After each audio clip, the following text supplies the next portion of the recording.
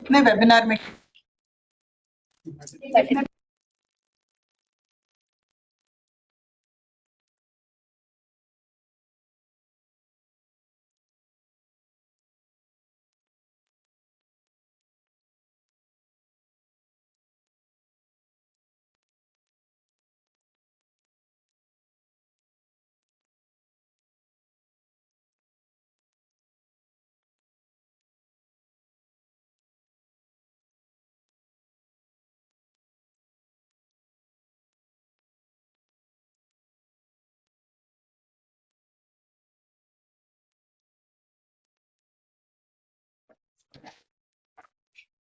Namaskar.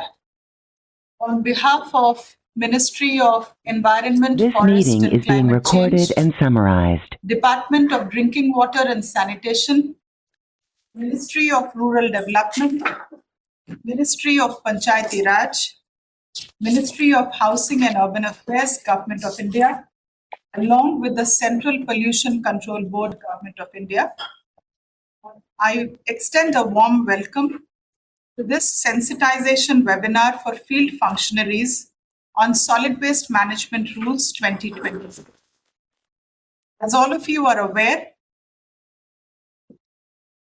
the Solid Waste Management Rules have come into effect 1st of April 2026, and in the meanwhile, the Honorable Supreme Court, by 3 directions, have specified specific roles and responsibilities of different functionaries, starting from central ministries, state governments, chief secretaries, district magistrates, pollution control boards, etc. Therefore, it is very important that in order to implement in letter and spirit the Solid Waste Management Rules 2026, as well as properly execute the directions of the Honorable Supreme Court by 3 orders, the information regarding these important aspects is properly disseminated, communicated to all stakeholders. 5 ministries of Government of India, along with the CPCB, have organized today's sensitization webinar for the field functionaries. From the field, we have the participation of the district magistrates, the CEOs of Zilla Parishads, the members of the regional offices of the state pollution control boards, and the municipal commissioners of local bodies, especially the local bodies of more than 1 lakh population. Therefore, we will be presenting systematically the different dimensions of the rules, of the orders, and of the various implementation modality, so that all stakeholders are well versed as to what is to be done. I extend once again a very warm welcome to all our colleagues from the field who have made it convenient to join today's sensitization webinar. First, I would request Joint Secretary MOEFCC to place the opening remarks along with the introduction of the Solid Waste Management Rules 2026, especially highlighting role of the field functionaries. Over to you, JS MOEFCC.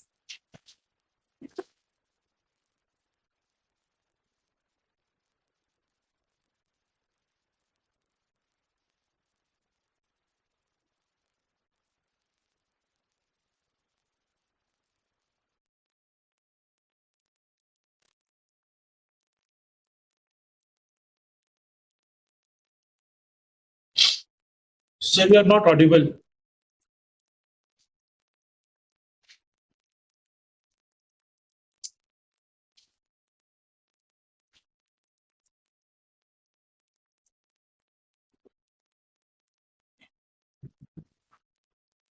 MOEFCC, may please unmute.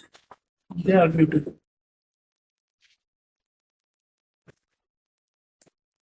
Ma'am, is MOFCC audible? Yes, now you are audible. Presentation and full screen, please.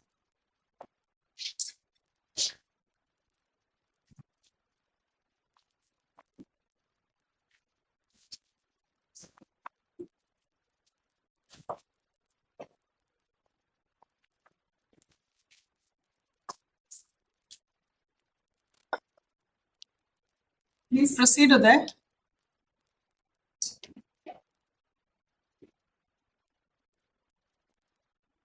Hello. Hello. Audible now. Kindly proceed. Yes. Thank you, ma'am.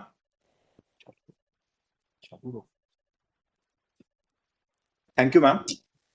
So, good morning, all, and welcome to this important webinar organized for sensitization of the field functionaries with respect to solid waste management rules 2026. First, as per the directions, I would like to give a brief about the civil appeal number 6174 of 2023, which is ongoing in the Supreme Court for the easy reference of all of you. So this civil appeal has been filed by Bhopal Municipal Corporation challenging the order of the Honorable NGT in the Supreme Court. And as per the order dated 19 February 2026, Honorable Supreme Court passed comprehensive directions to state and union territories, local bodies, and concerned central ministries for implementation of solid waste management rules. The directions were then issued under Section 5 of EP Act 1986 on 25th of March 2026. Subsequently, in the court, the hearings were conducted on 27th of April and 29th of April. Then further directions were issued under Section 5 of EP Act 1986 on 3rd of May 2026. All these directions, we expect that the field functionaries are aware about all these directions. A comprehensive affidavit was filed on 4th of May 2026 in the Honorable Supreme Court, whereby the affidavit summed the direction-wise action taken by states UTs with respect to the Honorable SC order dated 19 February, direction-wise action taken by states UTs with respect to directions issued by MOFCC, response of states and UTs on the bottlenecks identified, and also the responses and action plans received from the states and UTs. So as per directions, why this slide has been kept is to only sensitize the field functionaries that in the recent hearing of the Honorable Supreme Court, all the chief secretaries were asked to remain present along with 7 union secretaries. And Honorable Supreme Court heard all of the some of the chief secretaries and all of the union secretaries, and then passed comprehensive directions to concerned ministries, states, UTs, district collectors, regional officers of the pollution control boards, as well as the chief secretaries of states and UTs. The first part in the morning was over, where the deliberations were made with chief secretaries and 5 union secretaries. Now, the next date of hearing is 25th of May 2026. So all the field functionaries should keep this thing also in mind while I will make the presentation. Next slide, please. So these were the directions to district collectors by Supreme Court in a recent order. As per para 4, and the order must be available with all the collectors. As per para 4, the collectors have to constitute and dedicate a special cell to oversee the implementation of solid waste management rules 2026. Also, to issue the directions for stoppage of water electricity to bulk waste generators of solid waste who disobey the directions and disregard the rules. The bulk waste generators part we will cover in subsequently in the presentation. Then conduct virtual spot inspections of the dumping sites, implement the rules, and fortnightly prepare and forward the reports to designated state secretaries. Directions, if any, issued by district collectors under the delegated authority are treated as directives in furtherance of orders of this Honorable Supreme Court. That's what Supreme Court has mentioned in para 4. Regional officers of the respective pollution control boards shall also be included in the special cell and issue directions to ensure solid waste is transported, managed, and disposed of by vehicles authorized by local bodies. Then, as per para 6, prepare a monthly brief summary of performance progress of the implementation of SWM rules and then submit to respective state secretaries. So the district collectors and field functionaries through district collectors need to submit fortnightly report also and monthly summary report also. The monthly summary report will be duly submitted to the Government of India to the respective secretaries and then will be collated by MOFCC, being the nodal ministry. As per para 7.1, these orders of the courts dated 19 February 2026, 29th of April 2026 and 5th of May 2026 are to be communicated through respective commissioners, executive officers, panchayat secretaries to elected ward members, corporators and councillors. So all these activities are expected to be taken forward by the district collectors under their leadership. Next. So Honorable Supreme Court directives Wide Order 5th of May specifically mentions the delegation of powers under Section 5 of the EP Act for the DCs and DMs for implementing solid waste management rules.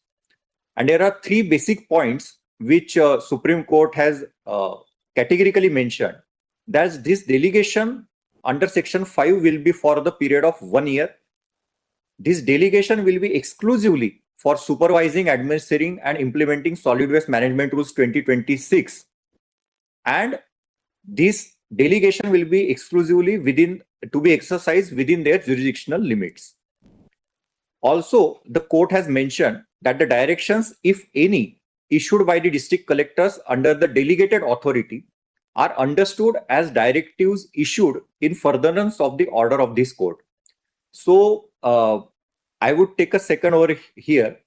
These are the sweeping powers which district collectors will be getting once the MOFCC will be issuing the delegated under Section 5 powers to the district collectors to be exercised in their respective jurisdictional limits. This will happen in couple of days. Next. So, Section 5 of the EP Act empowers the authority, any of the authority, and in this case, the district collectors, to give the directions, which reads, notwithstanding anything contained in any other law, but subject to the provisions of this Act, the central government may, in the exercise of its power and performance of its functions under this Act, issue directions in writing to any person, officer or any authority, and such person, officer or authority shall be bound to comply with such directions. So these power to give the directions of the central government will now be exercised by the district collectors under the delegated powers section.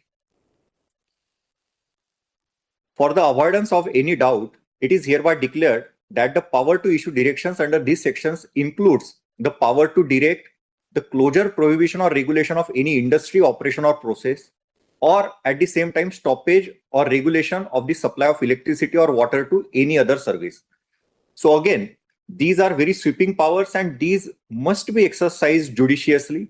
And I'm certain that all field functionaries who are connected in this webinar must be taking note of this, that any arbitrary use of this power should not happen. That is what I would like to impress upon all the collectors present over here. Next. These are the powers which were, these are the directions issued under Section 5 already on 3rd of May 2026. In this order also specifically, district collectors find mention, the district, we can see point 2, the district collectors be directed and be given power to oversee the establishment, execution and handling of municipal solid waste by corporations, municipalities, gram panchayats within their jurisdiction, and a non-compliance report by any of the local bodies or areas be communicated to the parent department in the state and the central levels. So these powers are already in existence right now until the sweeping powers which we were mentioned earlier will come into force in couple of days. Next. So apart from the directions of the Supreme Court, there are duties of district magistrate or district collectors under Solid Waste Management Rules 2026 also, which are embedded in the rules itself. They are first, the district collectors are supposed to identify and allocate the land for setting up waste processing or disposal facilities.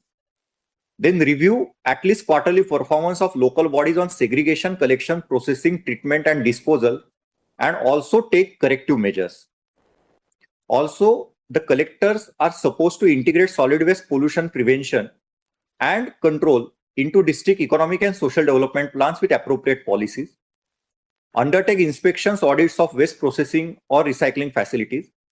Ensure sanitary landfills operate as per rules, and also ensure rural-urban convergence for landfills, common waste processing plants, and shared waste management facilities. Next. The rules define something which is called bulk waste generators, and there is a definition of bulk waste generation.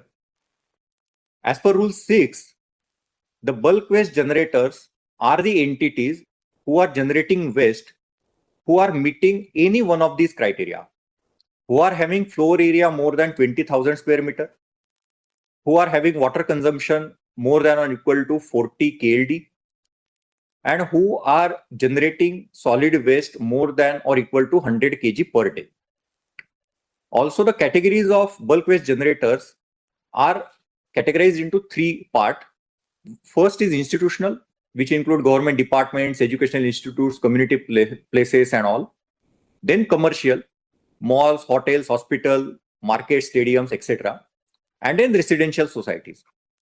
So the rules also put some kind of responsibilities and duties on bulk waste generators.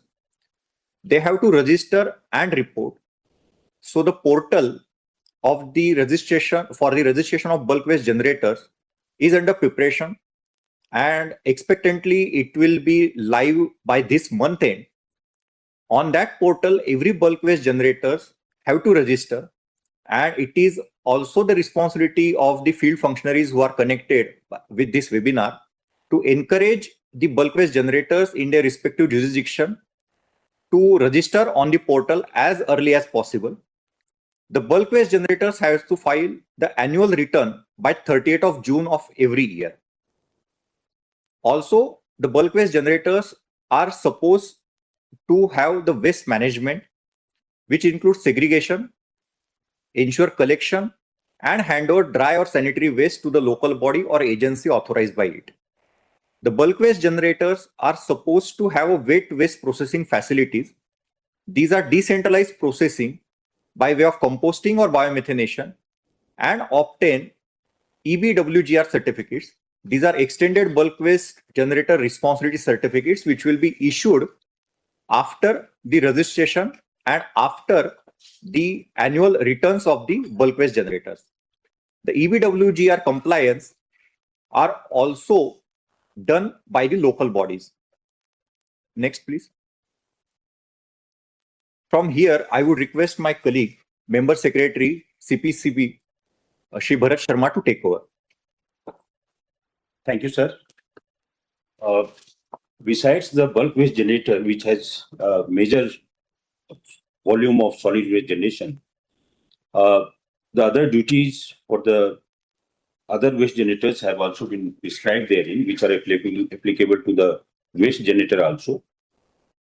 And in my presentation, I'll be talking about the duties of ULBs or rural bodies, and then the State Pollution Control Board, and a little bit state departments, and followed by finally the coordination to be done at the central ministries level, which have been prescribed under the Solid Waste Management Rules 2026. So now onwards, with effect of Solid Waste Rules 2026, the waste generator has to segregate into 4 categories, that is wet waste, dry waste, sanitary waste, and special care waste. Special care wastes are those paint containers, could be the other needles, syringes, which requires special care that has been defined in the rules. And it is duty of every waste generator, including bulk waste generator, to hand over to the waste pickers, collectors, only those which have been authorized by the local bodies. And they are also required to pay such user fee as specified in bylaws by the local bodies. Now, once the waste has been generated, so it has to be collected, processed, and to be disposed. As far as duties of solid waste processing facilities are there, which may come up by any entrepreneur or to be set up by the ULBs, but overall responsibility is with the local bodies to have adequate number and size of the waste processing facilities. So they are also required to register with the centralized online portal, which CPCB would be developing. As Joint Secretary has just said, that will be ready by the end of this May. So processing facilities operators have to register on the online portal, but that will be by the end of the May, that will be only available for the bulk waste generator, and subsequently in few months that will be made open for all applicable registrations to be done on the CPCB portal. And there is a provision to file quarterly returns and annual returns on the portal itself, and which needs to be validated by the local bodies. And there are provisions for obtaining authorizations for operating solid waste facilities from the state pollution control boards. Now, while collection, segregation, and transportations are the prime responsibilities of local bodies, so they may do it of their own or by engaging third party or concessionary, and they all have to register on the centralized portal as collectors, segregators, and transporters. And they are also required to, the local bodies are also required to generate extended bulk waste generator certificate, and waste is to be collected and handed over only to the registered waste processing facilities. And they are also required to file quarterly and annual return. And all these data, field data, are to be maintained in public domain and on the website. Next, please. Now, besides that, there are other duties which have been prescribed under the rules. There are separate rule provisions for urban local bodies, rural local bodies, and district panchayats and gram panchayats. But I'll just give an overview which are more or less common to all the local bodies. The first thing is that preparation of the solid waste management action plans within their jurisdiction. The second one is framing of bylaws incorporating the provisions which have been introduced in Solid Waste Management Rules 2026. Then coverage of solid waste management has to be done 100% in their entire jurisdiction. So those preparation of action plans has to be done taking into account 100% coverage in their respective jurisdiction. For that, they have to assess the solid waste generations, projections also for the next 5 years, and they have to appoint a nodal officer for the solid waste management. There are provisions to encourage the utilization of compost produced from the solid waste instead of using the chemical fertilizer.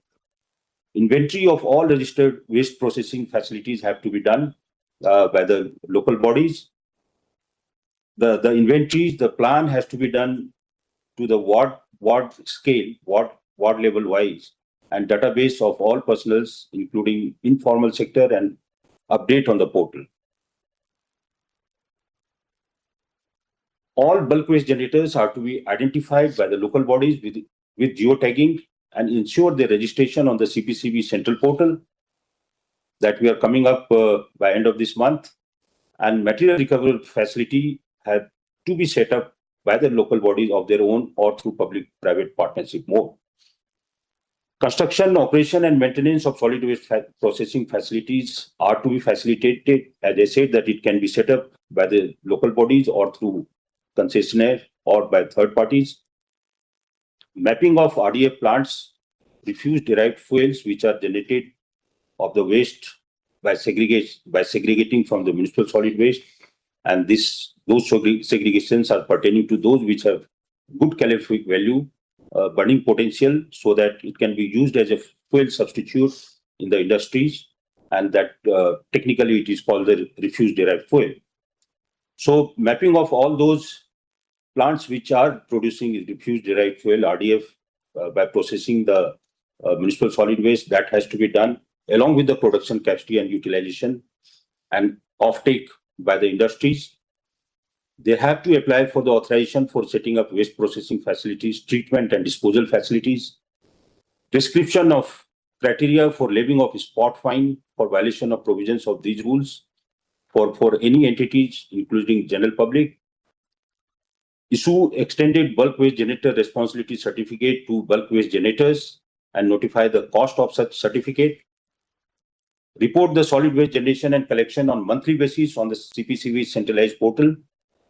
Integration, this is the last one is very important, that is integration of waste pickers or informal waste collectors by establishing a system to recognize them in their respective jurisdiction.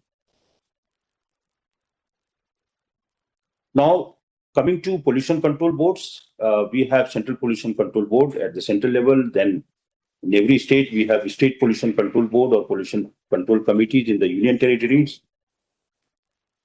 Their responsibilities, the duties have been defined in the rules very elaborately. But just to give you a snapshot, overall coordination with the state boards and pollution control committees lie with the CPCB with regard to implementation of these rules. Centralized online portal development is the duty of CPCB, which we will finally come up in the next 6-7 months expectedly.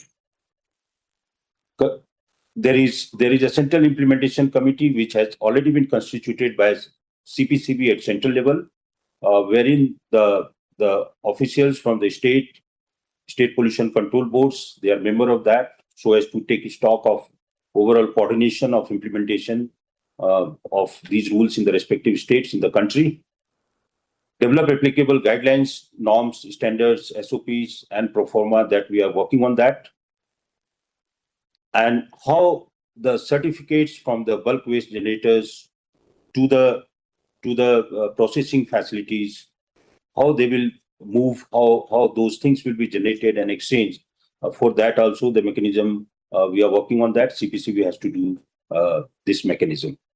Now, State Pollution Control Board, they are the field organizations which has been mandated to enforce the provision of these rules and review implementation of these rules also in their respective state. All those bulk waste processors, disposal facilities, treatment facilities are supposed to obtain authorization and registration from State Pollution Control Board. They are also required to verify the compliance and conduct the audit of processing facilities and compliance by industries on use of refuse-derived fuel, as the rule says that the industries which uses fuel, solid fuel, if they are located in the radius of 100 to 400 kilometers, they have been given some mandate of use of the RDF generated from the solid waste processing. And finally, if there is a violation of provisions of these rules, then State Pollution Control Board has been mandated to levy environmental compensation on those violators. And at the state level, the union, at the state level, urban development departments or rural development departments, they have also been envisaged with certain responsibilities to look or coordinate at the state level.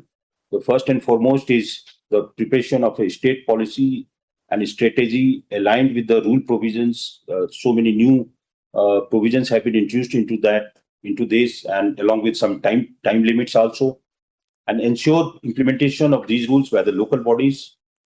Set up a state level steering committee on circular economy. The foundation of this solid waste rule 2026 is focusing on the circular economy in the country. Ensure onboarding of all local bodies on centralized portal. Incentivize for bulk waste generators for having in situ waste treatment facilities. Create public partnership model for solid waste management. Carbon credit generation that has also to be statized and converted into the form of state policy. Material recovery facilities, those will be required, so that also number of those, and the district wise, that assessment has to be done and to be made into a strategy form for the state. And finally, the recognition, awards, acknowledgement to the best performing local body in the state so as to have a competitive environment for better implementation of these rules. Now, Ministry of Education and Education Department in the state has also been given the duty to include solid waste management in school curriculum. At central level, there are various ministries which have been mandated. Ministry of Environment and Forest and Climate Change. It has the overall monitoring of implementation responsibility, and there is a central monitoring committee constituted at central level by the ministry MOEF, and then Ministry of Urban Affairs, overall coordination with the states with regard to urban solid waste management and implementation.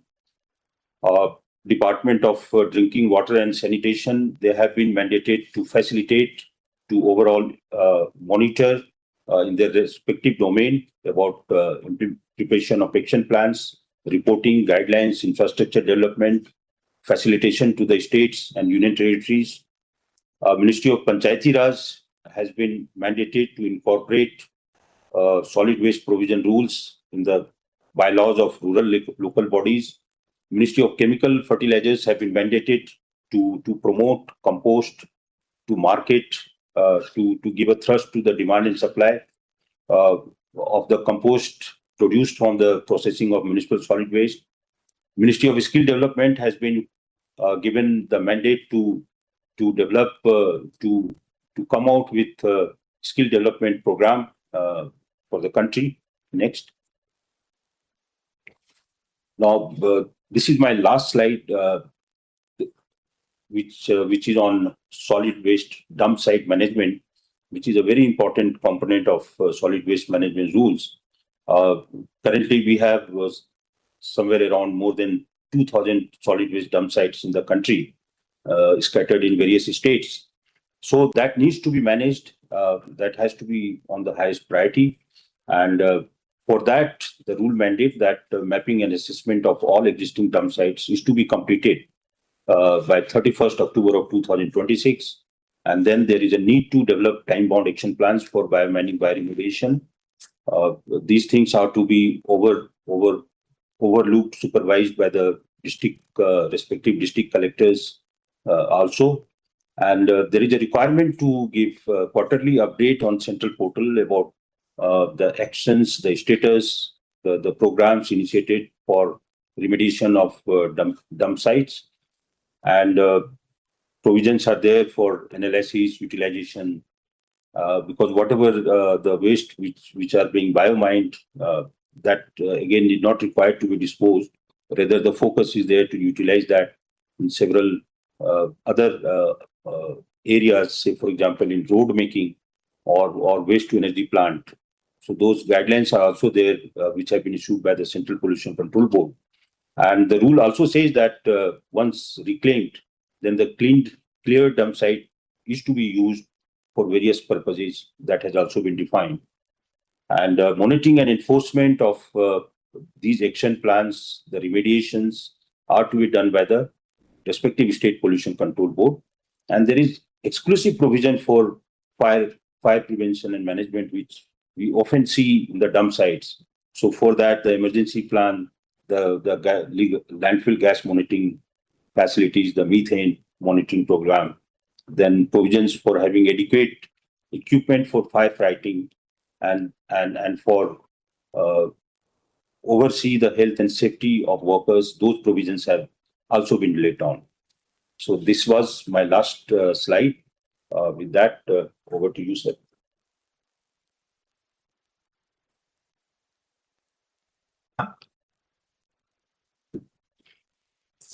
Thank you very much. Joint Secretary MOEFCC has very elaborately and systematically placed what is to be done as a mandate of what is there in the SWM rules 2026 and also of the Honorable Apex Court's directions. The Member Secretary, Pollution Control Board, has placed very clearly who is to do what, the role responsibilities, starting from the 13 central ministries the state governments dealing with rural and urban solid waste management, the local bodies, the district administration, the pollution control board, and the bulk waste generators.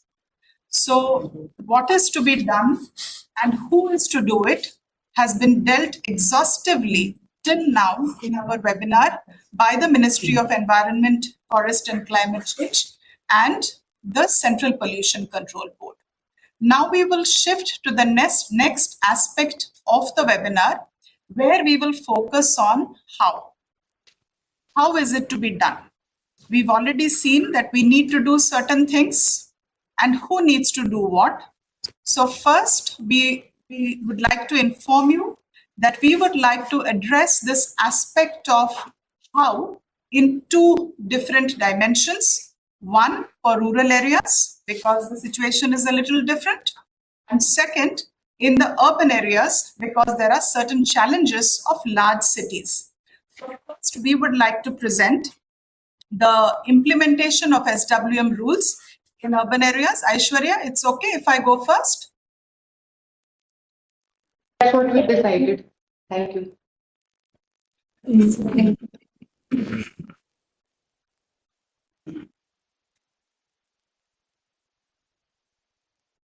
So since more than 10,000 participants are there right now in the webinar, we would like to place the context of the journey of urban waste. As you can see in this slide, we get that to the center. As we can see in this slide, urban waste currently is of a certain quantum. In fact, in 2024, it was 1.6. Now in 2026, it's about 1.65 tons per day. And it's expected to double by 2030. And as far as the municipal solid waste is concerned, primarily the management of solid waste as exists today is by way of handling it through waste to compost plants of the organic fraction and material recovery facilities to segregate into recyclable and non-recyclable to act as a first point in all local bodies, and the RDF fractions and the non-recyclable fractions are going to either cement plants or waste to electricity projects. As you can see, the unprocessed segment of municipal solid waste is nearly 40%. This is where the entire problem statement lies. How do we, city by city, district by district, state by state, and as a nation, bring down this current 40 to at least 10, because that's the permissible limit of inert that is not going to be processed. So this is the number. And if you look at your own districts, your own cities, or your own states, this number would be very different. And if you backtrack it, we will see what is the processing facility vis-a-vis organic segment and vis-a-vis the dry waste segment, which is there at different levels of our country. So statement one is, let's identify very, very clearly, accurately, without suppression of facts, what is our current unprocessed waste which is going into dumping. Once we realize and identify that, we will be able to work backwards in order to set up the requisite waste processing facilities for it.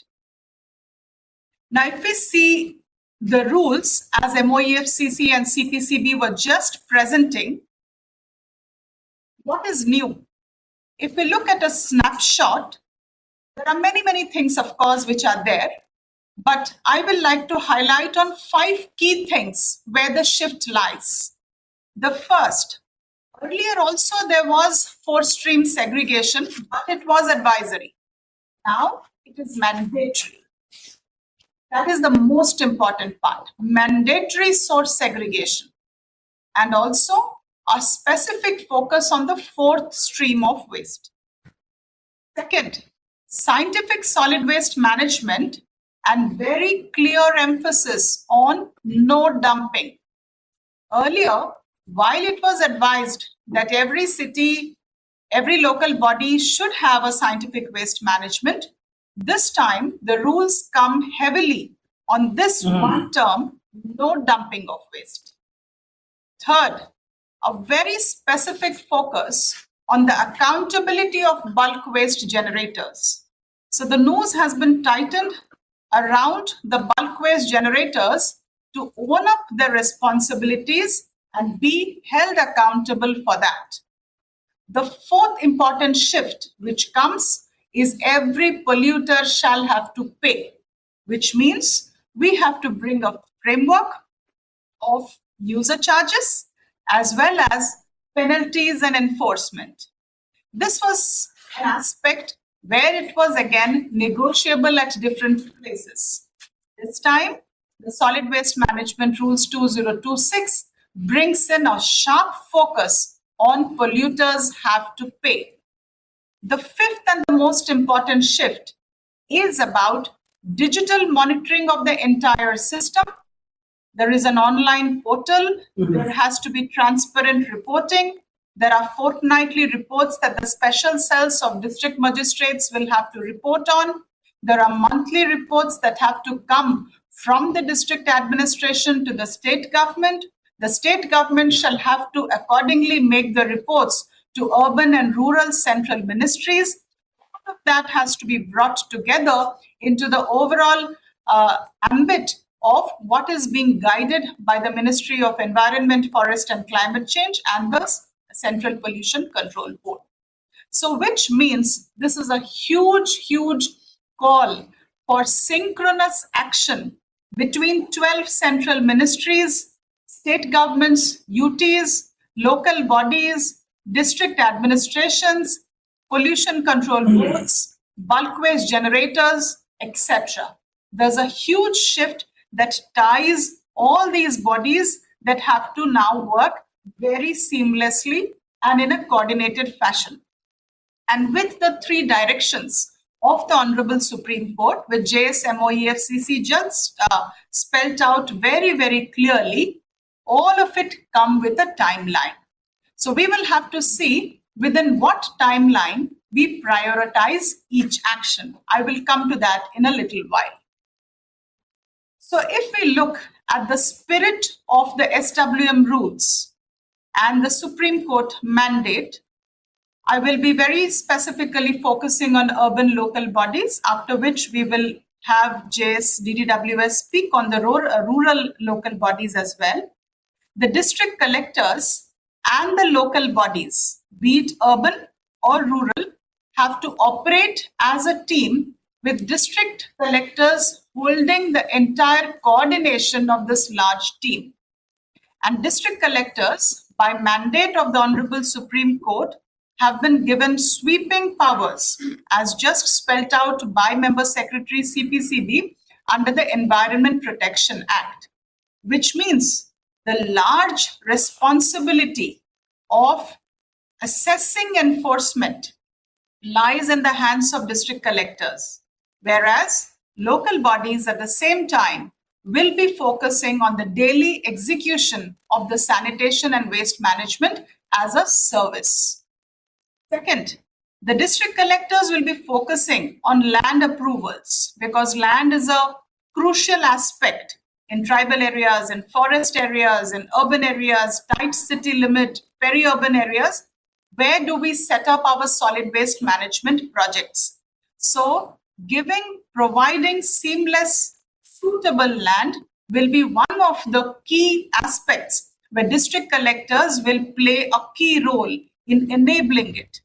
Similarly, the urban local bodies' corresponding role will be immediately execute those projects and have the infrastructure ready so that we start handling solid waste in a scientific manner.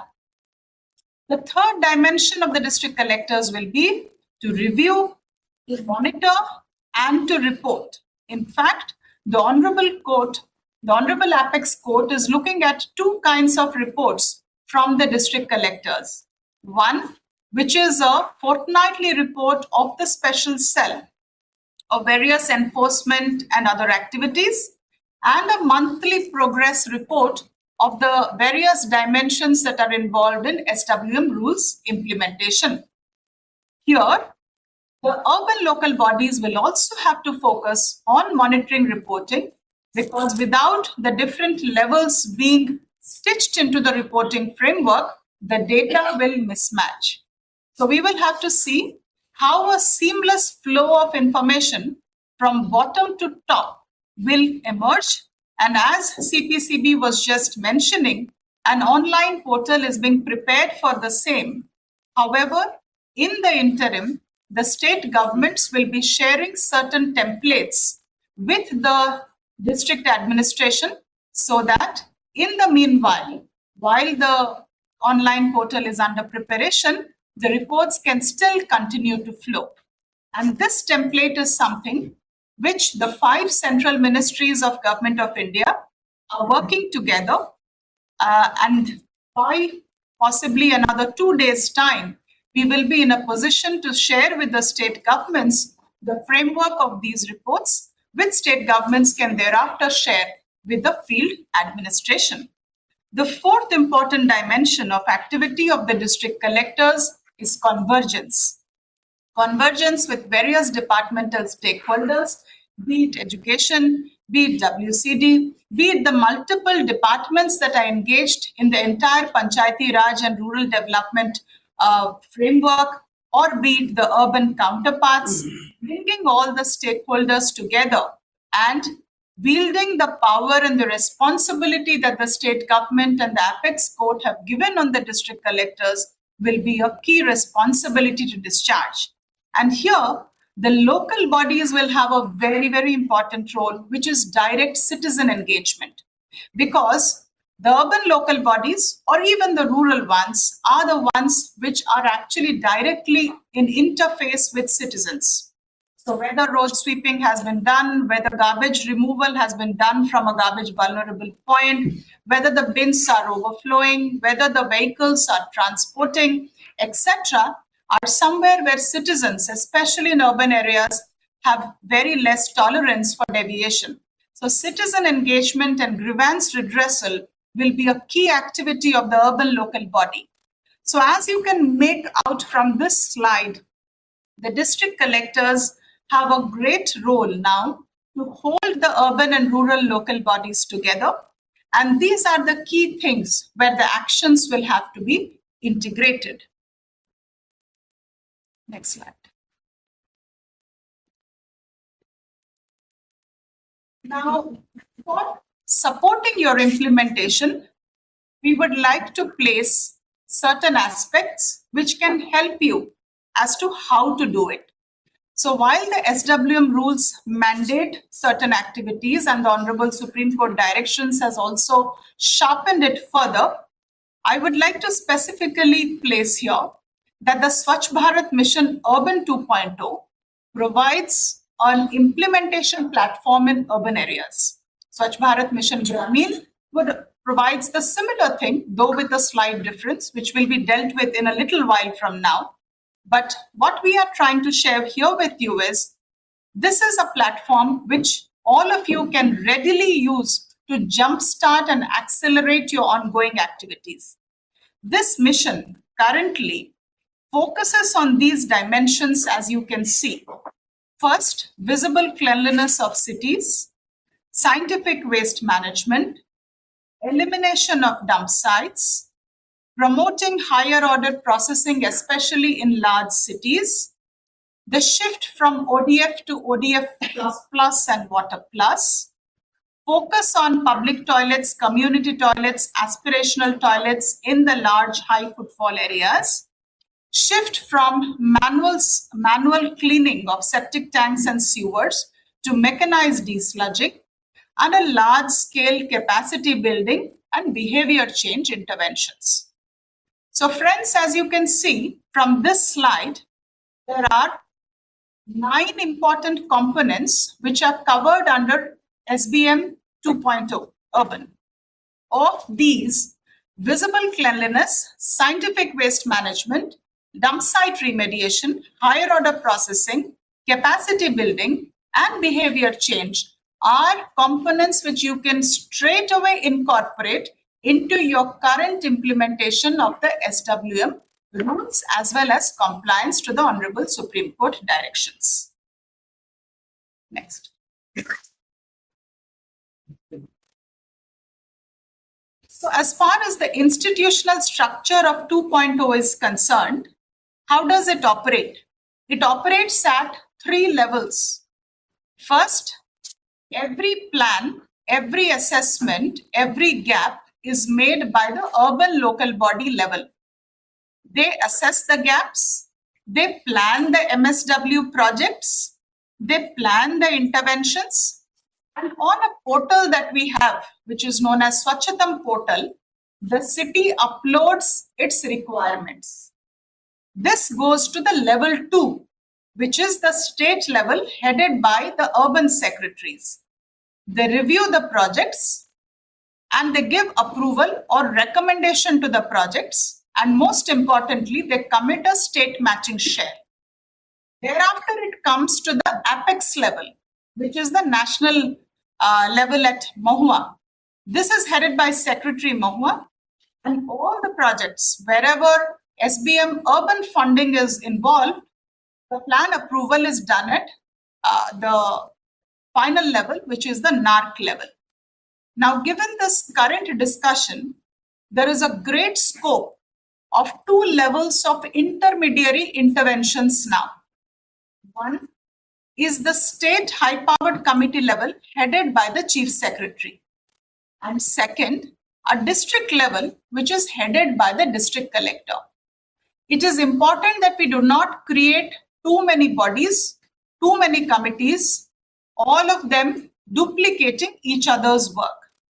So Swachh Bharat Gramin already has an apex body headed by the chief secretary.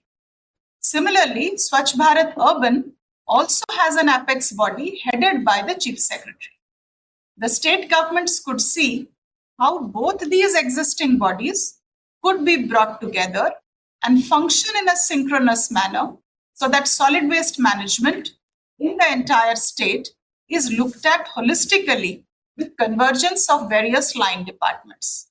Similarly, there is a very powerful forum headed by the district collectors in the form of a district water sanitation mission. In the district water sanitation mission, aspects of rural water supply and rural sanitation is already taken up. Possibly, we can co-opt the members of the urban area and make the same district water sanitation mission look at all aspects of district functioning, again in a holistic manner. So, the point we are trying to make here is let us leverage the existing institutional framework, bring in the slight tweaks that is required, and immediately move on instead of waiting for creation of more forums. Next. After institutional structure, we would like to share with you a few minutes back,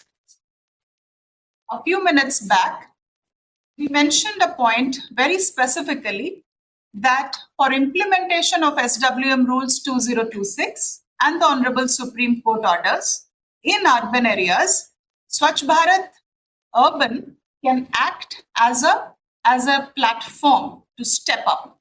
So what are the various things that are supported under the mission? All collectors and all members of pollution control boards may also take note of this. Urban local bodies are already aware, but the district administration may take note of the various kinds of support that has already been given under SBM Urban. First is very clear financial assistance is provided to set up different kinds of projects in the urban local bodies.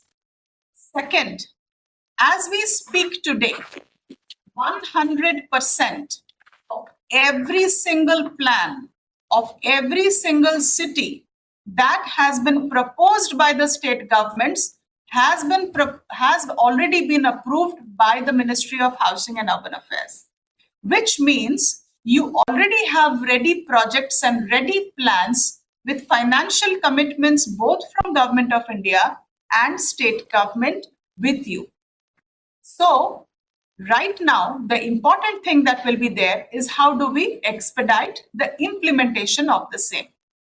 The third intervention that is provided by the ministry is to support higher order processing, especially in million-plus cities or mega cities or a cluster of cities. So while the small cities go for waste to compost and material recovery facilities, the larger cities are increasingly being advised to move towards waste to electricity and waste to biogas or CBG. So that is the strategy which is being advocated from the central government level, and state governments and cities are quickly adapting to the same. The fourth intervention under the mission is complete elimination of dump site. And this is exactly what the rules prescribe and what Honorable Supreme Court directs. So the focus on identification of dump sites in urban areas, the quantification of the same, and the elimination of the same has already been taken up as a priority activity since the beginning of this mission. And in a little while, we will share what is the status of the same. Not just that, the mission also provides procurement support. How do we prepare projects? What will be the tender document? What will be the concession agreements? What are standard costings? Every single document of every single project has already been shared with the state governments, who have thereafter shared this with the urban local bodies. So we can quickly make use of these documents and get on to the implementation phase. The next level of support is technical support. What kind of technology to be used? What will be the costings? What is the kind of technical guidance which is required for implementation, along with regular trainings, is also being provided by the ministry. Capacity is also an activity which is supported by the ministry by way of giving specific finance for capacity building. Also, knowledge and technical partners have been identified, and state governments and urban local bodies can make use of the same. Capacity funds are being utilized for bringing project management units, transaction advisors, technical support units, etc. And interns are also being promoted for various kinds of rapid assessments. Advocacy support by way of various protocols and campaigns. Last two are very important. In one slide where we discussed the major shifts, we saw that the fifth point was a shift towards transparent reporting and online monitoring, a digital shift. So this is something which is already available in urban areas. So there is a technology support by way of standardization of equipment, and all of that, of course, is there. The digital support is provided by one portal which acts as the singular portal for A, planning approval, B, mapping and tracking of every single project of solid waste management on the GMIS, and C, there is also the Swachhata app that can be utilized for any urban local body or citizen interface. It is understood that various urban local bodies and state governments have their own apps for municipal services. So what is being advised is to have the IP integration so that at the back end there can be a convergence, and the front end you can go ahead with whatever technology platform that the state government or the city team wishes to promote. So this was for information of all stakeholders as to the 10 areas of support which are already there under Swachh Bharat Mission Urban, and how we can quickly leverage this for effective implementation of SWM rules. Next. Legacy waste management is a very, very important area. In urban area, When we started the mission in October 2021, around 2,500 large legacy sites, each more than 1,000 metric ton of legacy waste were identified, which was over 26 crore metric ton and covered about 15,000 acres of prime urban land. Thanks to the proactive support of all state governments, the tremendous work done by urban local bodies, almost 50% of the sites are already clear, with 65% of the waste remediated, which is a whopping 17 crore metric ton, and nearly 9,500 precious urban land has already been reclaimed. However, we still have another 50% to complete within a timeline. And of these, there are 211 sites which are very large sites, and under a special intervention of the ministry, we are taking up 211 sites under the dump site remediation accelerator program, where over and above additional financial assistance is being given, along with a live point-by-point tracking on our portal. These sites are ones where we can, sitting here from Delhi, and you can, sitting from your headquarters, district collectors sitting from your district headquarters can see how many trucks of waste have moved into that dump site, how many trucks of waste have been cleared out of the dump site, what is the waste remaining, etc. But as pointed out by the Pollution Control Board, I would like to place a note of caution here. Number one, there should be no suppression of facts in terms of identification of dump sites and reporting them on the portal. Number two is there must be correct reporting of data as far as remediation and balance is concerned.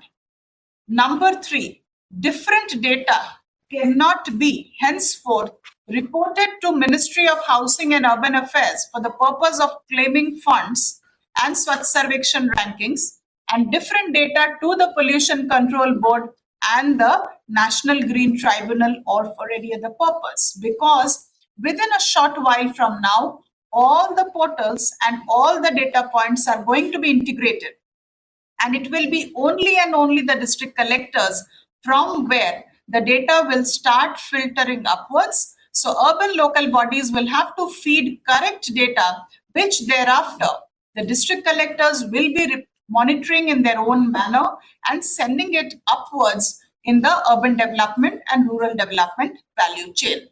Next. So after legacy dump site remediation, there is one aspect which we would like to emphasize for attention of the participants. We have seen many cities do tremendous work.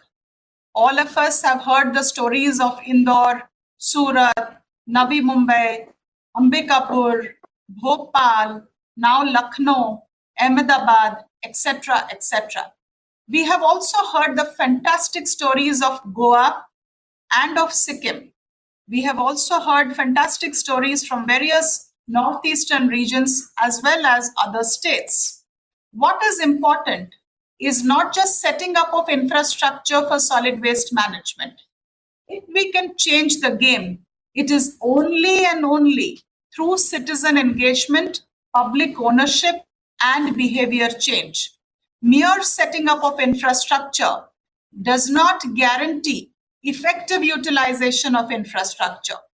For effective utilization of infrastructure, it has to start with fundamentally citizens being engaged. For this, various activities are taken in urban as well as rural areas, and many state governments take active interest in this. The first point we would like to highlight is leadership-driven action. And here the Honorable Supreme Court is giving a lot of emphasis on ward-level political leadership. Ward-level political leaders acting as lead facilitators to drive the change at the grassroots level. We are also advocating some sort of a Swachh ward competition, just like we have the Swachh city competition under Swachh Sarvekshan. Similarly, it is very important to drive volunteerism and mass mobilization, be it zero waste events, zero waste colonies, zero waste festivals, zero waste offices. There has to be a mass mobilization and a culture of zero waste. The state of Kerala has created a mapping where every single government office, school, establishment, institution is given a particular star based on the waste that they generated. Similar kind of interventions can be taken by various other states. The third activity of citizen engagement, very, very important. We might set up the best waste to electricity project, but if the city looks visibly dirty, it means nothing. The public perception on cleanliness is what is the fundamental duty of urban local bodies or rural local bodies for that matter. Therefore, identifying garbage vulnerable points or cleanliness target units, eliminating them, and also ensuring that they do not recur is a key activity where we have to put our focus on. The fourth important point is how are we addressing to citizens and their grievance? It could be through grievance cells, it could be face-to-face, it could be through apps. But if a citizen has given a feedback that my road is not being cleared, or my drain is not being cleared, or door-to-door collection from my home has not happened since 3 days, even if we put up the best material recovery facility, it will mean nothing. Citizens have to be made to feel heard and be part of this whole Swachhta journey. Last and most important is year-long campaigns. Campaigns don't necessarily mean a lot of expenditure. Campaigns don't necessarily mean printing of a lot of posters. Campaigns means proactively, productively engaging with various platforms, be it SAGs, RWAs, market associations, youth, etc., in an engaging manner so that they are also contributing towards the behavior change. So citizen engagement for Swachhata and solid waste management remains a core activity for field functionaries. Next. So having discussed all this, for the field, there are some immediate priority areas that are emerging. And for urban areas and district administration to keep in mind for the urban areas, we have shortlisted 6 important priority areas for immediate focus. First, source segregation, mandatory. Second, waste processing, setting up facilities for the same. Third, elimination of legacy waste. Fourth, compliance of the BWGs. Fifth, creating a system of user fees collection. And sixth and most important, citizen complaints resolution. All these 6 areas can be implemented provided we regularly monitor and we regularly report. So to be able to deliver these 6 priority areas, we are suggesting some immediate priority actions. As I mentioned in my initial remarks, what, who, how. So this is again part of the how discussion. How do we do? How do we implement on these 6 priority areas and adapt to the shift? So we suggest few of your priority actions. Of course, there will be many, many actions, but 8 key items in terms of actions are emerging. First, creation of special cells. Identify your teams. Who will be your teams? What kind of augmentation you need? What will be your mechanism of reaching out to people on a door-to-door awareness level? So creation and getting ready in terms of your teams, mechanisms, methods, etc. is the first important action for all of us as implementers.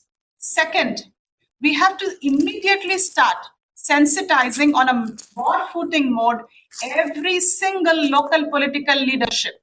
Their engagement, Their cooperation and facilitation is extremely important, especially in urban areas where you understand that in every ward, the manpower that is deployed is primarily somewhere that local political leadership is extremely engaged with.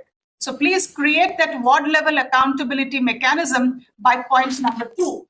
The third important priority action is take up the bylaws modification.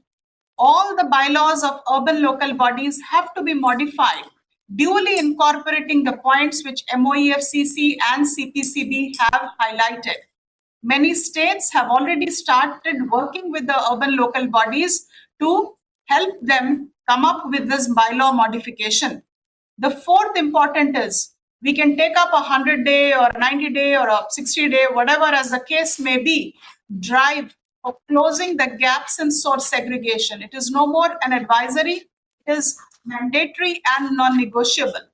The fifth and the most important priority action, you just heard that Mahua has given 100% approval to the plans. So getting ready with the sites, getting ready with the tenders, getting ready with the work orders, tracking and monitoring the execution of these projects at all levels is an immediate priority action. The sixth and important point is fast tracking in urban areas the dump site remediation, and along with that, correct reporting is absolutely mandatory, and we use the current Swachhtam portal to do this reporting, and thereafter we will integrate the Swachhtam portal with the CPCB portal whenever those facilities are live. The seventh important point for urban local bodies is identify your BWGs, enumerate them, and ensure compliance. And last but most important aspect, which I was highlighting in the previous slide, is continued interventions for behavior change and advocacy drive. So these will be the priority actions which district collectors will be leading, which commissioners and executive officers will plan and execute, but we will have to deliver in a time-bound manner. Next. So my last point with which I would like to wrap up the presentation on urban is clean cities is nothing but a result of good governance. It is not just about setting up of some fantastic infrastructure, or it is not about regular sweeping only, or it is not about reporting very systematically. It is an aggregation of various aspects which is possible only by collaborative teamwork with all stakeholders that are there in a geographical area or a city or a gram panchayat or a village. So the better functioning or a better functioning city administration will naturally be the one that will provide better cleanliness and better solid waste management service to its citizens. We wish all of you the very best for time-bound implementation. We will remain in touch with the state teams through various platforms and try to support as much as possible in disseminating knowledge, in handholding, and in any form of other support that is possible to be given by the central ministry. With that, I close my presentation and I call upon my colleague, Joint Secretary, Department of Drinking Water and Sanitation, to please present on the implementation of SWM rules in rural areas. Over to you, Aishwarya. Thank you, ma'am. Very good afternoon. Namaskar, everybody. I am grateful, first of all, to Joint Secretary Environment, MOEFCC, for a very detailed and comprehensive presentation on the rule position where we stand, the orders of the Honorable Court, CPCB for guiding on aspects related to their domain, and the monitoring part, which is very critical in this whole solid waste management activities.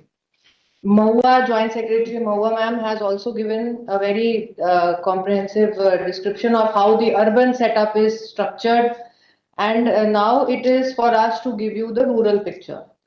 At the onset, let me mention that there are many aspects of the implementation of solid waste management rules, and in fact the monitoring, etc., which need to be institutionalized in the rural domain. So I will come to it in detail in my presentation. The way we have structured our presentation is, and I'll skip the parts where adequate has already been said by my predecessors, by speakers before me. The rule position in brief, and for the rural domain, there are certain orders, certain reports that have to come in. What specific, if in responsibilities, what specific for the rural areas that have to be factored in, we'll be dwelling on that. Next. This is a brief introduction, how the rules came into the picture. They are enforced from April 2026. Major highlights, we'll be discussing each in detail in the rural scenario. The rules envisage a staggered implementation in rural areas based on the population. Next. This is a brief of the way the case itself has progressed. The order of the Honorable Supreme Court dated 19 February 2026 is where the comprehensive directions were given to states, UTs, central government ministries for the implementation of the rules. Thereafter, a number of hearings have been held. The 5 core central ministries have also had discussions at the state level with chief secretaries. One was held in the morning today itself, and a separate sensitization workshop has also been chaired by Secretary DDWS with Swachh Bharat Mission Gramin MDs of all states and UTs on 7th of May, subsequent to the 5th May order of the Honorable Court. Next. Now, this is a brief encapsulation of the orders of the Honorable Court, Honorable Apex Court. At the Chief Secretary level, we've also heard this from MOEFCC. So the formats are there, Form 4, circulate Form 4, and then it has to be coming back with the rules, the details, etc. The separate responsibilities that have been laid at the state level. Next.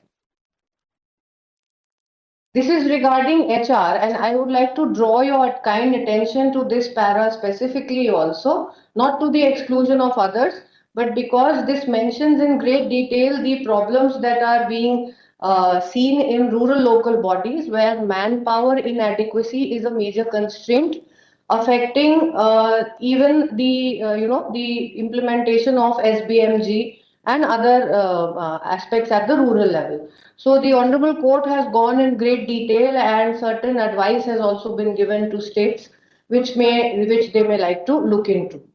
Capacity building is a very important task that needs to be done. We can't presume that having a webinar or having a VC or having a sort of a dialogue will sort of be it when it comes to capacity building. So formulating your advisories, your media campaigns, engaging person-to-person engagement with the Gram Panchayats by the district collectors, preferably at least, in the initial part, if the DCs themselves get to the ground level, there'll be nothing like it. So that is very critical when we talk of capacity building, especially in the context of rural local bodies. Next. This is again the role of the state authorities. So sanitation and SWM projects, if I come to one point, which is sort of a point that is raised by authorities, state authorities, convergence of funds. So convergence of funds from multiple sources. The budget for this year under Swachh Bharat Mission Gramin, more than 6,000 crores for the states and UTs. We have released full 100% mother sanction to all states, except 5-6 states who are yet to give us the UC and ASA. They are being followed up separately. And all UTs with legislature. UTs without legislature have a different format. Beyond SNA's parts, they also have to expedite so that their first tranche can be released. Point being that funds under SBMG are available to all states for being utilized. A token mother sanction for April was also issued. A very minuscule part of that has been utilized by a few states. So our request is please see converge funds from various sources. The GPDP provisions also The fresh workshop was also held by Ministry of Panchayati Raj. So GPDP also has provisioning for aspects related to implementation of SWM and under the sanitation side component, solid waste management. Please go through it, see it, factor it in your planning when it comes to convergence. Next. This is for filing of reports to MOEFCC. MOEFCC report, my Joint Secretary counterpart has dwelled in detail on this. So we'll not dwell much on this. Next, please. This is the critical part when we come for the rural areas, the cutting edge level, if I may say so. So during the hearing of the Honorable Apex Court, in the rural scenario, an issue had been raised that the CEOs, ZPs may also be considered to be empowered under the rules. And it was the decision of the Honorable Court that the district collectors would be the authority at the district level, who would be given the special sweeping powers, as we are saying, for implementation of these rules for a period of, the powers have been given specifically and especially for a period of 1 year and focused for the implementation of these rules.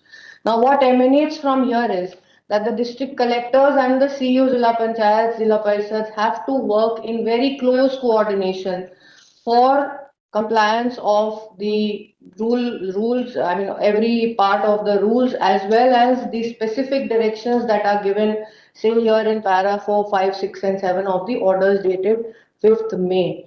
The intra-state coordination in the rural scenario becomes very critical. It is a bottleneck that sometimes affects the implementation of Swachh Bharat Mission Gramin also, as has been brought to our notice by various states during the review meeting. So we would like to request district collectors, please take the lead at the district level to ensure that these intra-district and within the district, your departmental convergence happens properly.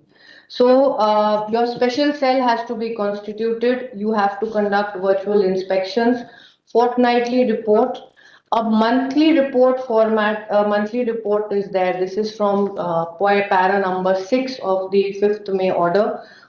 For the rural areas, Ministry of Panchayati Raj as the administrative ministry for Panchayati Raj institutions, Department of Drinking Water Sanitation as being the nodal department for Swachh Bharat Mission Gramin, and Department of Rural Development for the rural development domain, and commensurate to RD being made the nodal department at the state level. 3 entities are involved in the rural scenario where we come to implementation of the SWM rules and the orders of the Honorable Court. For the formats for monthly reporting at the state level and at the district collector DM level, a joint document, a draft format has been made. It has been seen by the higher authorities of the 3 ministries I've just mentioned. And the joint DO letter, which will be issued by the 5 Honorable Union Secretaries, that will contain the draft format being circulated to all states and UTs. We will also be briefing you on the same later on in this presentation. Now, there are other responsibilities with regards to preparation of your, action plan for the district. My request to you is please be in close coordination with what is actually existing. See the SBMG, IMIS to understand where your district stands, where your GP stands in terms of achievement of, solid waste management arrangements under SBMG phase 2. Solid waste management, liquid waste management, visual cleanliness are all an intrinsic part of your district and your GPs being declared as ODF plus model. And that is the task that we have in front of us for this last year of phase 2. So in a way, as was said by Mahua, this last year of our program in the Gramin sphere also has various components which coincide with what has to be done with under the SWM rules. Please see and plan accordingly, check what has been done, plan for what remains. Gap assessment is very critical and needs to be done very diligently. Next. This is the format that we have devised. This emanates from para 6 of the order dated 5th May of the Honorable Supreme Court. So it is divided into 3 parts. This is the drinking water and sanitation part that we are mentioning. Every state, now if you read para 6 of the order, the districts have to give an abstract monthly report to their state secretaries, and the state secretaries have to give an abstract of the same to the central ministries for reporting ahead. This is the abstract at the state level that we are expecting and suggesting for. We want, this is the format in which the details need to come to drinking water and sanitation. And along with this, there is another segment on details that need to be given to Ministry of Panchayati Raj and RT. So, number of GPs fully covered with SWM arrangements under SBMG. There is an asterisk over here, and please see below. You need to check the status that has been reported by your state on the SBMG IMIS. Please ensure it is commensurate with, and going ahead, it can be more than that. Kindly, I mean, we should see that it is commensurate with the progress that is already reported. Number of GPs practicing two-way source segregation. The rural scenario gives a mixed picture. We have many gram panchayats, many states which are doing wonderfully and have gone way ahead in terms of door-to-door collection of waste, source segregation of waste also, further handling and management of segregated waste, etc. We have certain other entities which need a lot of hand-holding, and now these rules present the opportunity where we can all rise up, move together, and get to that envisioned level of achievement under the rules. So where are we practicing two-way source segregation currently as on 1st April? How many GPs are practicing four-way source segregation with effect from 1st April? Please remember, this is a monthly format. So the progress under point 3 will go on increasing. It's okay if it's 0 for the first month. It's not a problem, because if somebody is doing it, it can be written for the state. If not, but what we envision is this has to start developing and should be taken up as an immediate priority, where all GPs are practicing door-to-door waste collection. Number 5, where all assets functionality is very important. So we have all created assets under Swachh Bharat Mission Gramin. What came up during the PSC meetings and the NSSC meetings was functionality. We are all aware of, I'm talking to the district collectors specifically with reference to rural areas, again reiterating, please get in touch, be aware of where your district stands with your COZP and your GPs and your Panchayat secretaries. The assets that have been created in the last 6 years now we need to ensure 100% functionality. All should be operational. This is what gives you your already available platform from where you start ensuring 100% implementation of the rules.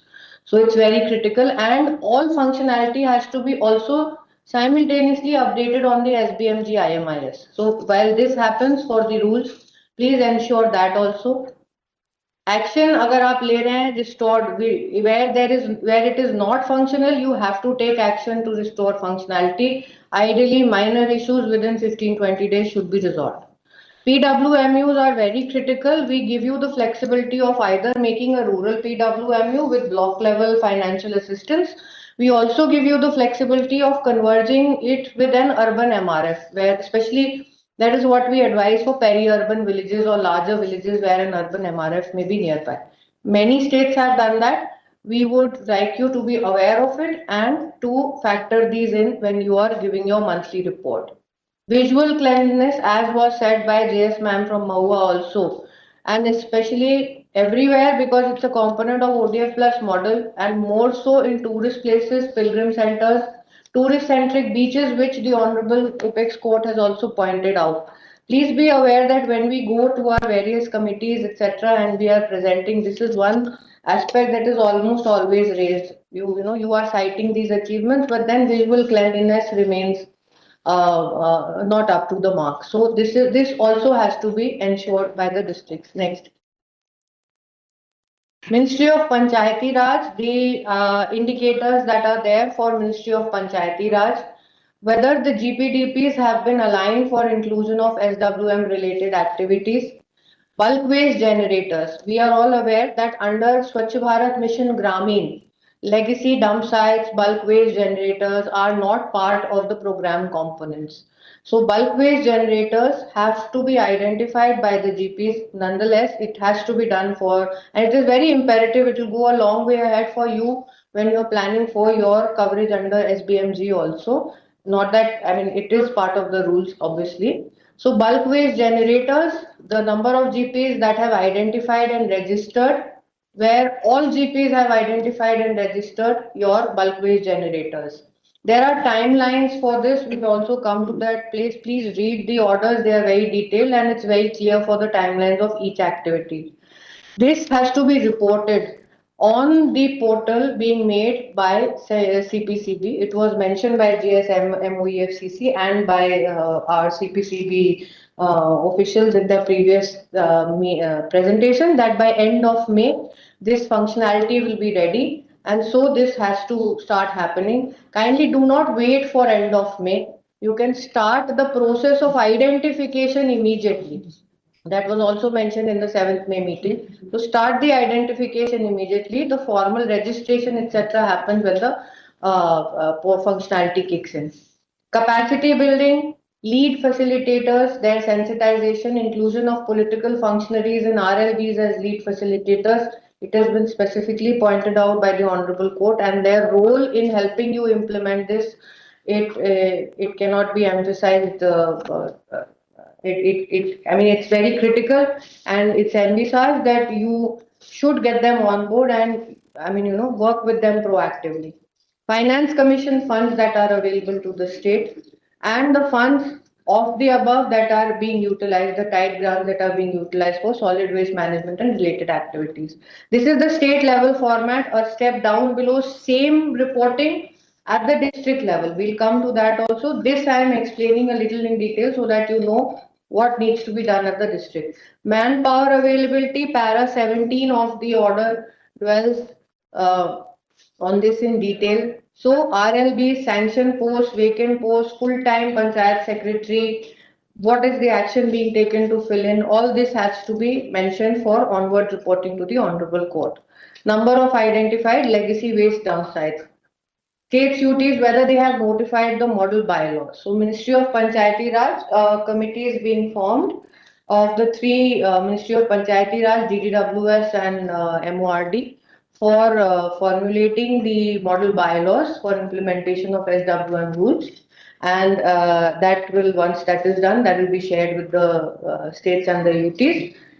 SWM rules in the NSSC meeting also we had mentioned that wherever states have their SWM rules, which was also mentioned by one of the previous speakers, please ensure that they align where they have their own SWM rules or SWM policies. Please ensure that they align with the SWM rules 2026 and the responsibilities of the state as contained therein.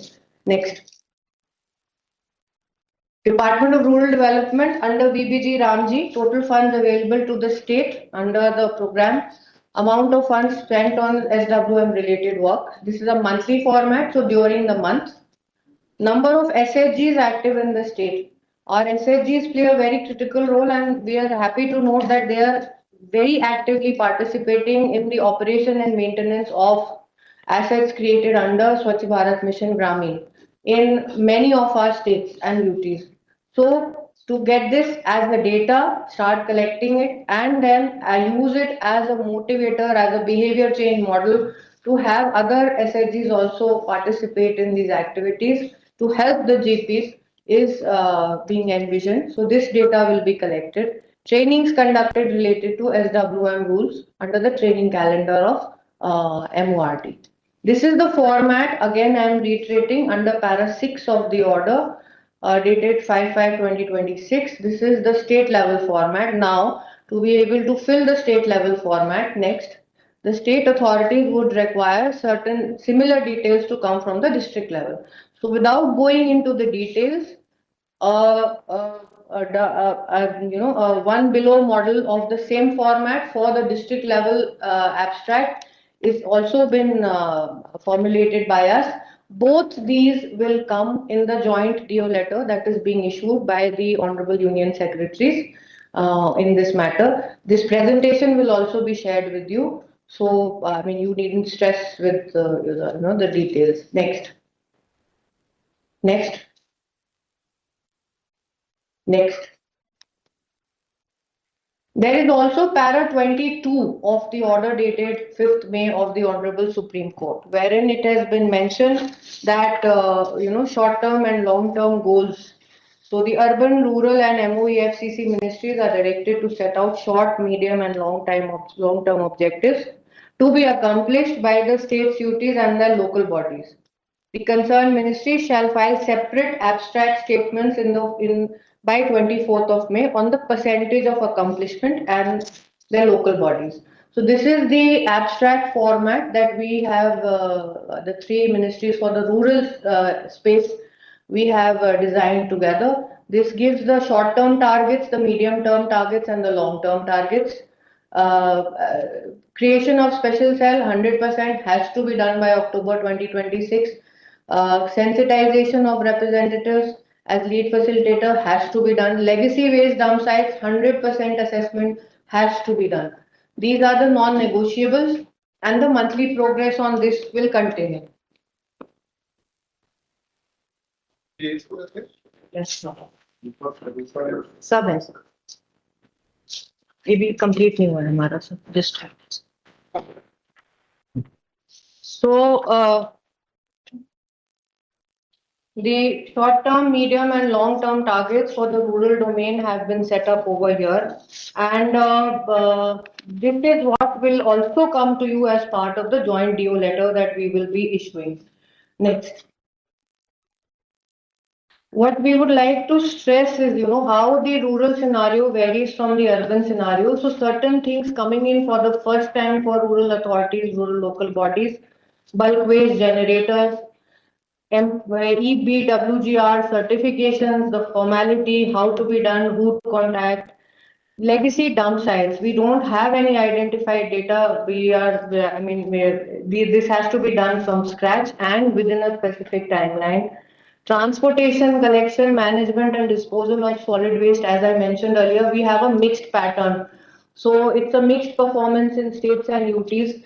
We all need to rise up to the same level. Bylaws are being made by the joint committee. Role of Gram Panchayats and Panchayat secretaries becomes very critical, and the guidance by the district authorities. District collectors, your role becomes very critical. Mandatory source segregation, so 4-stream source segregation, it has to be done.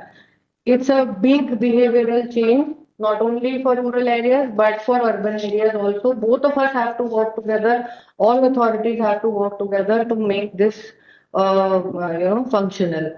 Familiarity of all with CPCB portal, formats, reporting requirements. So state level workshop seminars should also follow from what we are having today here. CSR. Tapping of CSR in Swachh Bharat Mission Gramin also. It's already provisioned for CSR to be explored and tapped by state authorities to further the budgetary support under the program. It has not been, it has not come up to a very high level. We would want it, the orders of the Honorable Supreme Court also mentioned that this can be used. So please use this opportunity, see how you can strengthen your hands with this component. DCs, COs, ZPs, I have said again, you need to work in close coordination. Single authority at district level is the district collector. Polluter pays principle. Abhi tak rural areas, it was there in many guidelines, etc., EPR, etc. Geography specific certification is not there, so rural areas have this issue also, So, but we need to see how we make it work for the rural areas. The sensitization, empowerment of Gram Panchayats for this aspect is very critical. User charges, we say for Swachh Bharat Mission Gramin, O&M policies have to be formulated. We've been saying it since almost the last 1.5 years.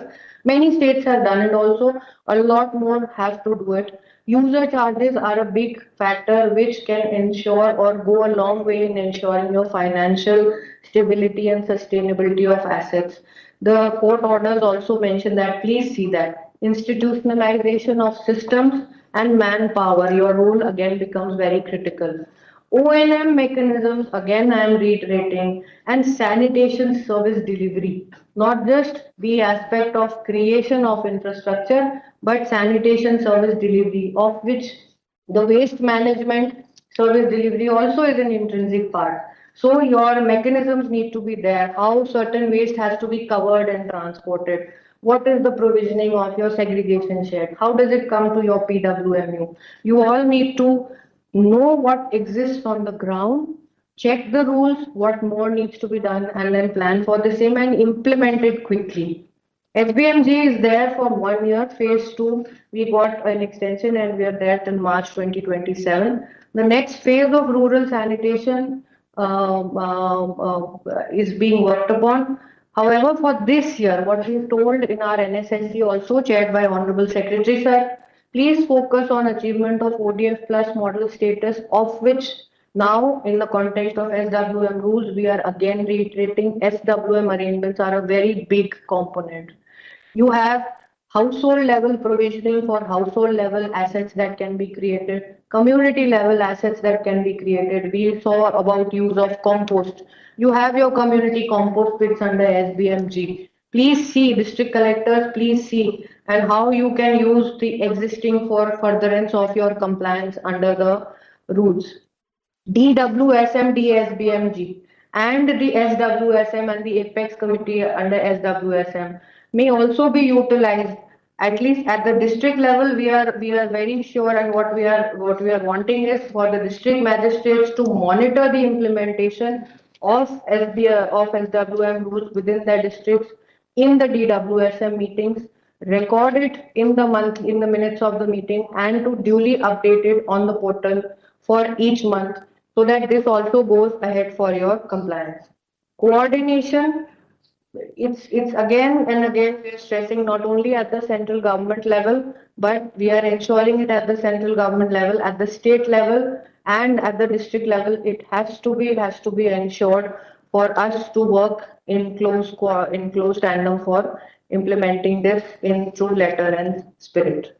So with these words, we are joined here by Secretary DDWS sir also. I would like to end our drinking water sanitation presentation at this point. Thank you.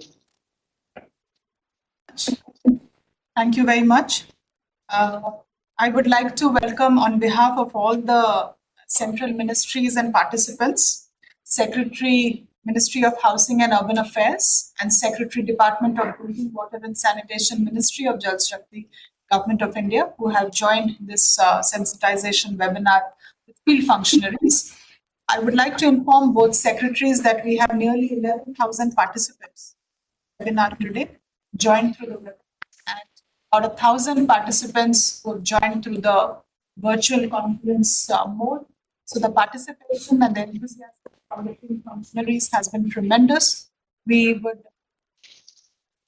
tried our level best to share the SWM rules 2026 visions, the guidance of the Honorable Supreme Court plus the 3 orders, the implementation mechanism under Swachh Bharat Mission Gramin and Swachh Bharat Mission Urban, how the 2 central missions can be leveraged for expediting and supporting the interventions expected from the various field functionaries, the pollution control boards, etc.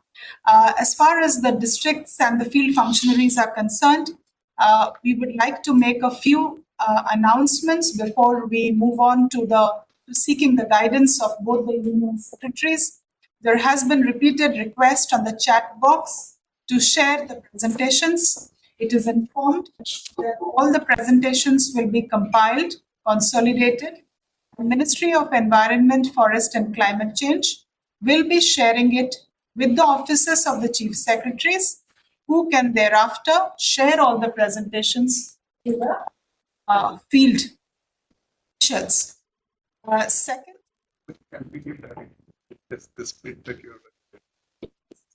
rural as well as urban. In parallel, we will, of course, but one consolidated can go from MOEFCC. Second is, there might be a lot of questions in the minds of field officials regarding certain aspects of the rules, certain interpretations of the court order, and even implementation.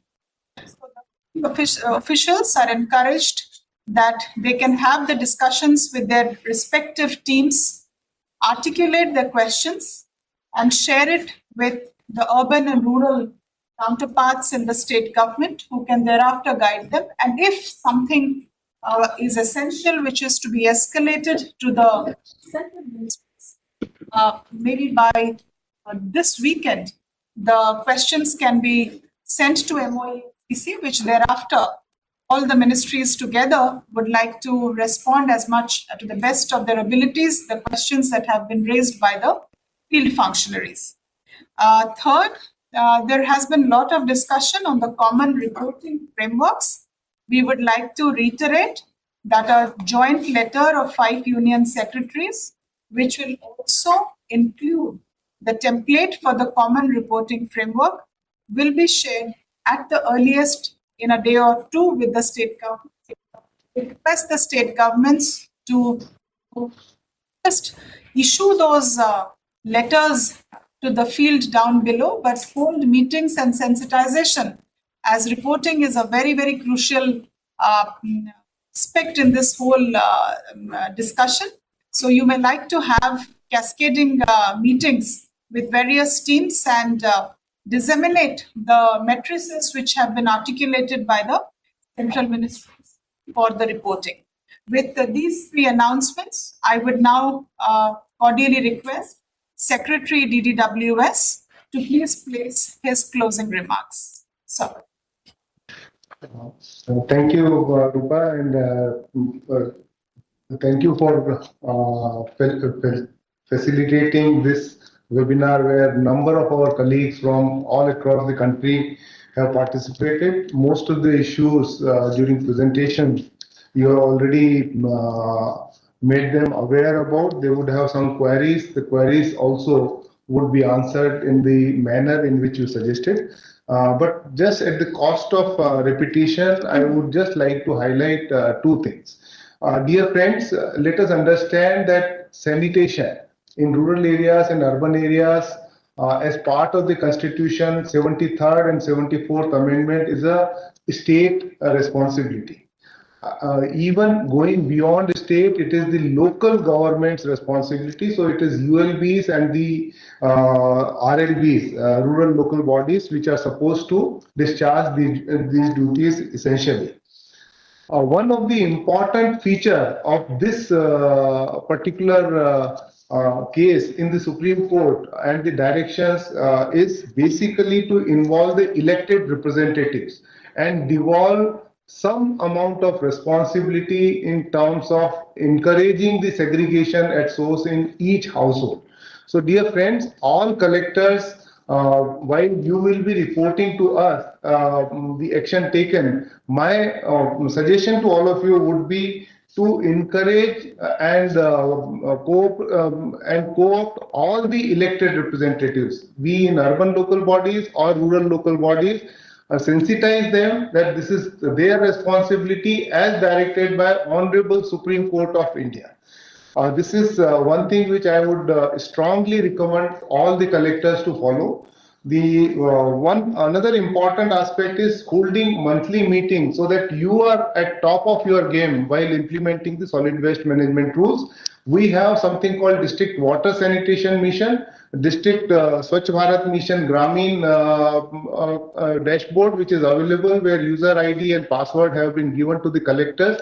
This was created for Jal Jeevan Mission and SBM Gramin, but you can utilize the same for conducting the DWSM meetings, in which you can actually have the solid waste management reviewed on priority, upload the minutes every month, and also share with the state level chief secretaries, so that state will be able to give a consolidated report. Last but not the least, the important aspect of creating the competition by method of incentivizing and rewards among the Gram Panchayats and the urban local bodies is extremely important. At your level, if you could create a sense of competition among these bodies, probably that will go a long way. We at our level will also be facilitating at the state level that districts are competing against each other in terms of performance of solid waste management. So even the collector's performance will also be available, and you can actually evolve a healthy competition within the local bodies and within the districts going forward, so that we all achieve the overall objective of solid waste management in this country. These are my closing remarks. Thank you very much, sir. And MOA Secretary, I would request him to give his concluding guidance to all of us. Thank you, Ashok ji. Thank you to both the mission chiefs for the rural and the urban side. And thank you to young colleagues who have joined from all parts of the country. I'm told 11,000 of you are here. Perhaps it's one of the largest BCs being held ever. I'm not sure we have ever surpassed this number. So it is one of those unique events where literally every corner of the country is connected. And I'm also happy that perhaps many of you would have passed through LBS when I was there. In a way, I'm happy to reconnect with all of you here. Yeah. Today is a very momentous day. Momentous for the reason that we have been given an opportunity to contribute in a fundamental way to nation making and in a very empowered manner. The Honorable Supreme Court has delegated 2 sets of powers to you, which you must use with high levels of discretion, very sparingly but effectively. One is the statutory powers under the Environment Protection Act. I think Section 5, 6, etc. have been delegated under the mandate of the Honorable Court. Now, this is unprecedented. It has never happened before. At a time when Ashok ji and I were in the field, used to use Section 133 of the CRPC to have these kind of impacts, but in a very marginal manner. We never had this kind of broad-based, all-encompassing sort of a plenary, plenipotentiary powers, which are absolutely here. There is no appeal almost to what you are going to decide. So I would say that you should feel empowered in a very responsible manner, that you should feel the weight of your responsibility on your shoulders, and that you will be determining how to implement this important program with a lot of discretion and ambitiousness. The second is, if we read the orders and the observations of the Honorable Court, it is again, this was pointed out in the morning's conference with the Chief Secretaries, that in a way the court has also transferred some of its inherent power to you. It is very remarkable. It has not happened before. The only other instance I can think of is when the Election Commission of India was recast and reconstituted and reconfigured during the time of the session, utilizing almost similar observations. So I therefore think it is a very momentous occasion when, for something as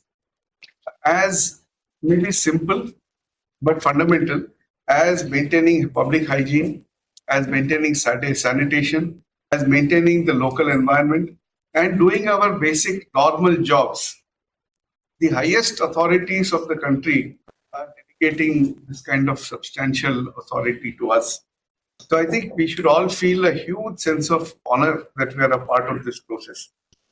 Having said that, I would like to emphasize 2 or 3 things. I think a lot has been said, a lot of technical information has been given. But I would like to request you to look at it from a slightly broader perspective. When you deal with resource, utilization of resource, how are we as a society consuming the resource? We should be very mindful of how we are processing it. And especially sitting where you are, at the cutting edge level, at the districts, at the in the municipal level, in the panchayat level, where you're interfacing on a day-to-day basis with the people. If I were to give you a few mantras, I would say, please look at localization as your primary strategy, which means how will your local actions, how will your local responses handle the local problem? Whatever is coming there, try and handle at that area, don't send it out. That means if you are, let us say, we are dealing with, let us say, maybe 1 ton of material that is being consumed, and it is being, and 40% of it is coming out. Deal with that. Typically, what we did earlier was we either allowed it to be frittered away, or we allowed it to be carried away, or allowed it to degenerate the environment. But no longer. Now we should see this as a part of a value capture process, way through the process of localization. And earlier, I think as Aishwarya did mention about segregation. And even my senior colleague, Ashokji, also spoke of segregation. When you're looking at that principle of segregation, please segregate in terms of what is reusable, what is recyclable, what can be put to alternate local uses. And there are marvelous examples of so many local initiatives having come up and which are reducing the return back of this material. So whether by creation of a formal institutional mechanism like an MRF, which is a material recycling facility, or encouraging, let us say, local groups, self-help groups or whatever, to then intercept and utilize that material and process it to another useful form. So localization, I would strongly urge you to take up as an immediate strategy. The second thing is, where you are not able to handle it at a local level, you should then clusterize at a district level, because you don't want clusters to be very far. You don't want to spend money on POI. You don't want to spend money on transportation. But is it possible to look at integrated small economic grids where there are interdependencies, where we can build those things and use that material internally so that we are again not taking it out of the cluster? Finally, large national picture is as follows. Sitting where I am in the urban department, when I look at 800 odd districts of the country, 250 or 260 of the districts are being urbanized at a rapid pace. The rest are not, which means there is pathways of policy that we need to visualize. How do we handle these 260 odd districts, and how do we handle the balance? When we talk about the balance, I would say that typically the rural districts that are not connected to these large urban nodes, which perhaps can emphasize on local and sub-local norms for quality of life, where we are giving the same standards as are expected in the city areas, whether it is the quality of water, whether it is the quality of the environment, whether it is the quality of the road, etc. All of it is in your hands. But for the other part, which is the urbanizing part, the 260 odd districts, I would request you to look carefully and see what is happening in your districts about the regionalization strategies that the government of India has been pursuing in the last 3 years. Last 3 years, we have been pushing this entire concept of cities as engines of economic growth. We've been talking about the economic areas, the city economic areas, as the agglomeration areas where economic activity and growth can happen, which means these 250 odd districts can get plugged into the larger economic area planning, which means when we are looking at large circularity activities, which of course will come back to you, we will interact much more intensely with you. But there is an opportunity for us to look at that scale for industrial type of processes. And when that happens, we will be supporting separately, and we will be looking towards your active participation in identifying what are the local resources, particularly lands, particularly water bodies, particularly this entire stream of connectivity that we'll be looking at. So the point I really wanted to make without taking too much of your time is that there are various policy options and various programmatic options that are available to each and every one of you. Please do not think that you are being left with only a responsibility. All of us are there behind you, and there is it is finite, but it is a substantial amount of resource that is available also behind you to ensure that the local actions at the field level become impactful, long-term sustainable. And I also want to re-emphasize what I had mentioned to the chief secretaries, all of them are our colleagues, that this next 11 months is going to be a huge campaign period, because both you have heard Aishwarya ji mention that the rural program is also coming to an end, just as the urban program is coming to an end, which means there is a lot of money that is available for us to spend impactfully. And we must do so in a very, very thoughtful manner. It should not be reduced into some mere reporting format. You should be seen in the field, because ultimately you will be owning it up, and you should be able to create a legacy for yourselves. Because frankly, this is the opportunity when people remember us. Civil service is always remembered when we leave the place. And how long your shadow remains there is a function of how much visible your actions are and how impactful your actions are. I think with these words, I would like to emphasize what Ashokji was saying, that there should be a spirit of very friendly competition. We would like to see all of your districts perform very well, and particularly the urban areas, to reflect their action in the Swachh Sarvekshan that's going to happen. Perhaps, Rupa, it may not be a bad idea to reconfigure the Swachh Sarvekshan evaluation for this program, both rural and urban. Going forward to we look at it in an 11-month framework as an impact assessment. It would help them to show their work. It will help us to showcase their work. Maybe going forward, we'll be able to look at how India has been able to meet with challenges. In fact, next month, in the month of June, where perhaps we'll put it up as one of the big challenges that we have taken, and tell the world how we have even in this particular thing also. And finally, to paraphrase what my minister, Mr. 2 years back when he took over, he said we need to bring about a distinct shift in emphasis.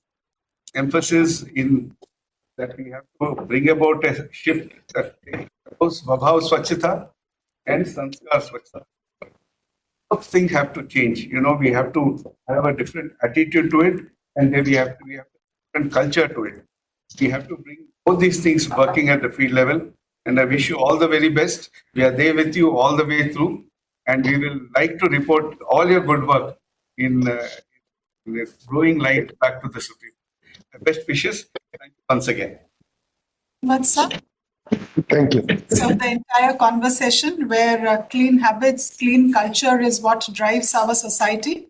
We the universities for making it convenient, not just to attend the orientation for the field functionaries now, but also spare considerable amount of time in the morning at 10 o'clock to engage chief secretaries, state secretaries of all the state governments and cities. So our heartiest regards and gratitude to all the union secretaries for their leadership. We also thank the chief secretaries and the state secretaries of the various line departments who have within 24 hours notice actually responded, joined the meetings, and have also sent message for the field functionaries to come up and join in such large numbers.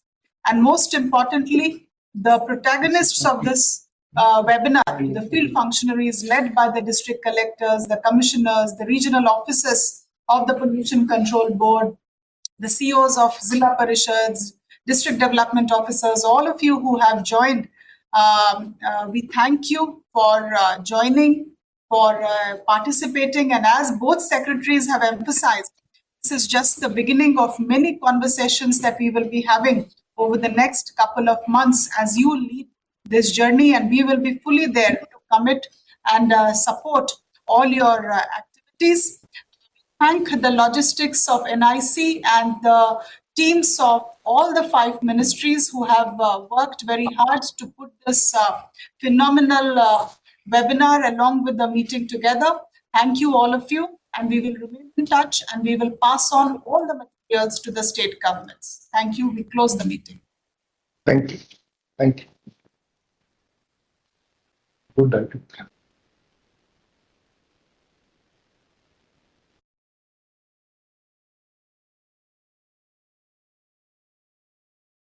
This meeting is no longer being recorded.